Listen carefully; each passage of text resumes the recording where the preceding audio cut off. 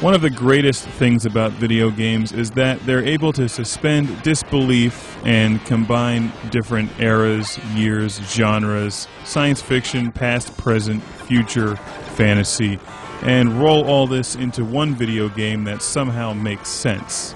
And that's Fire Shark, as you fly your 1917 World War I era biplane into combat against an army that has hundreds and thousands of various tanks, airplanes, jets, robot tank things, gun turrets, and all kinds of other weapons that don't belong in any one particular time period or in reality whatsoever. This is a vertical shooting game on the Sega Genesis, and it's an all-around solid game, but not one of the best games on the Genesis, but still worth playing, especially if you like the vertical shooting game genre.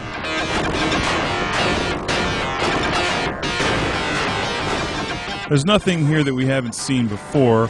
You are that lone fighter against seemingly impossible odds on a daring mission that, under normal circumstances, would be complete suicide. I don't have the instruction manual for the game, so I'm not entirely sure what the plot is, but it doesn't really matter. Your job is to blow up everything on screen that moves, including these things, which make another appearance in Raiden 3. That makes you wonder, what companies actually manufacture the end bosses they use in these video games, in the vertical shooting games? Do the bad guys contract out to Ford or Toyota to design their gigantic tank things with spinning gun turrets? You can almost imagine that the army of bad guys and their head officers sit around the table with the catalog. They're flipping through the glossy pages like they'd hand you out at the car dealer, and they can select various models and color and trim. So you figure you just blew up their ridiculous spinning gun turret tank thing. They probably had only paid off about 2 years of that by the time you exploded it on a 5-year payment plan. So you've completely screwed the enemy out of a couple $100,000 that they're going to end up in legal battles against their insurance company for the next decade to try to reclaim. So even if your plane gets shot down in Fire Shark and you go down in flames, you can sleep well at night knowing that you've caused the enemy accounting department a major headache.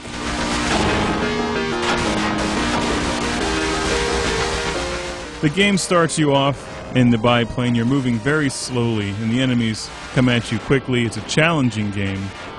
The first and primary weapon you start with is that standard shotgun blast. You collect power-ups. On the right side of the screen you'll see it says P and there's 3 bars. When you pick up 3 power-ups, your weapon increases in power. The enemy Zeppelins drop various power-ups, weapons, bombs, 1-ups.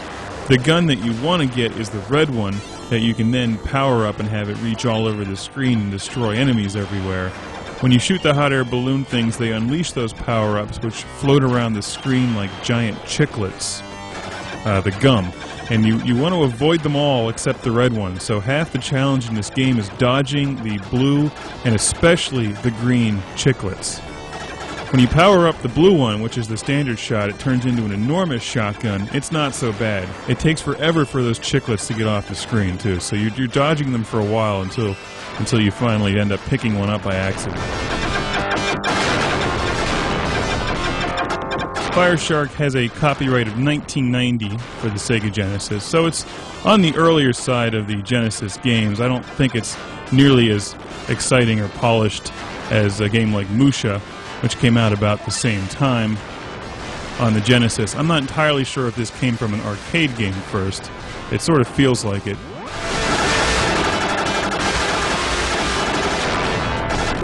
The music and the graphics generally are not pushing the Genesis to the limit. However, the gameplay is solid. The thing that bothers me the most about Fire Shark is that when you start the game, your plane moves very slowly.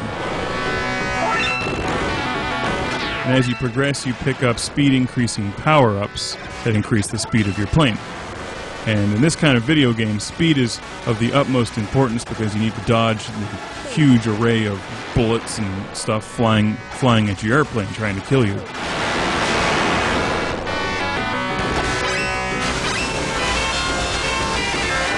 However, when you die, you lose your speed.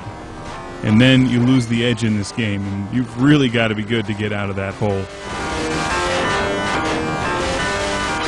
I shot my way through the entire review of this game on one life for the most part. I was doing pretty well because I had my weapons all powered up and was having a good time. The game is still challenging, and even on the easy setting, the game will definitely test your skill level on a shooting game because there's a lot of stuff moving on screen, and if your plane takes one hit, you're destroyed. So it's not like Sylphid, which we recently reviewed, where you can take several hits before you blow up. Your biplane is very fragile. Even harsh language will damage it.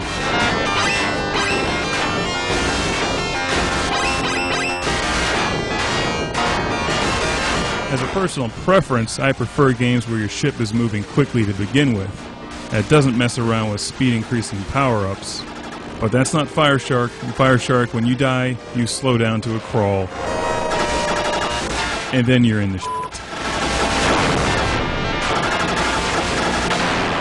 Although I enjoyed Fire Shark, I wouldn't put it in the must-have category of Sega Genesis games. But it is a fun game, very challenging, and if you like this genre, it'll only cost you a few bucks to pick up. And as I said, the gameplay is solid. I think the backgrounds get a little boring after a while. Let's talk about the title for a moment, Fire Shark. It's a very macho-sounding title. Fire Shark. How many video games have used one of those words? When I produce my vertical shooting game on the Sega Genesis or Atari 2600, I'm going to do something different. I'm going to call it Wind Squid. Wind is an element like fire, and squids share the seas with sharks. And you can almost see the packaging.